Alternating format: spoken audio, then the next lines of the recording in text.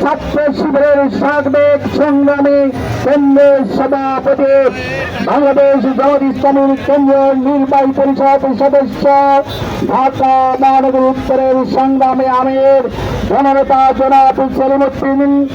আমরা আজকে এখানে দাঁড়িয়ে আছি সংগ্রামী জনতা, যে জায়গাটি আপনি দাঁড়িয়ে আছেন এই জায়গাটি হচ্ছে সেই জায়গা আমার স্মৃতিপটে ভেসে ওঠে 2024-এর 19 জুলাই জমাবার এখানে যখন মুসলিমরা নামাজ পড়ছিল, শেখ হাসিনার পেটর বাহিনী গুলি করে এলাকাকে একটি অভীতিকর অবস্থায় তৈরি করেছিল।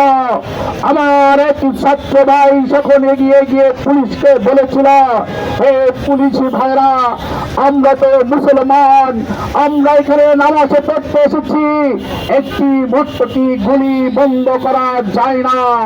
আমার সেই ভাইটির আত্মনাথ পুলিশের কর্ণপ্রহরে পৌঁছেনি। আপনারা সেই ভিডিওটি দেখেছিলেন, তাকে গুলি করে পেটের নারী ভূমিকে লেপেতারি করে দেওয়া হয়েছিল।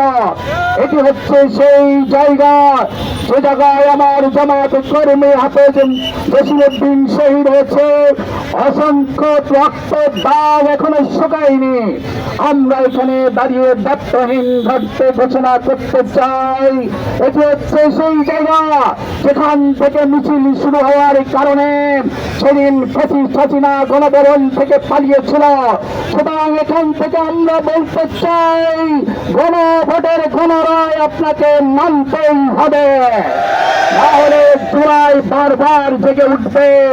এই জনতা যখন জাগবে তখন কিন্তু আর আপনার জুলাই থাকবে না। তাই আসুন আমরা এখান থেকে আপনার কাছে উদাত্ত আহ্বান জানাতে চাই, সরকার হিসেবে আপনারা ক্ষমতায় এসেছেন, জুলাইয়ের সেই চেতনা বাস্তবায়ন করুন, গণভোটের গণরায় মেনে নিন, জনগণের দ্রব্য মূল্যের যে নাবিশ্বাস হয়েছে তার থেকে মুক্তির ব্যবস্থা করুন। আজকে গ্যাসের সংকট যে হয়েছে সেই গ্যাসের সংকট থেকে জাতিকে মুক্ত করুন। সংগ্রামী জনতা, আজকের মিছিল সমাবেশে এ পর্যায়ে আপনাদের সামনে প্রধান অতিথি হিসেবে বক্তব্য রাখবেন আমাদের সকলের শ্রদ্ধাভাজন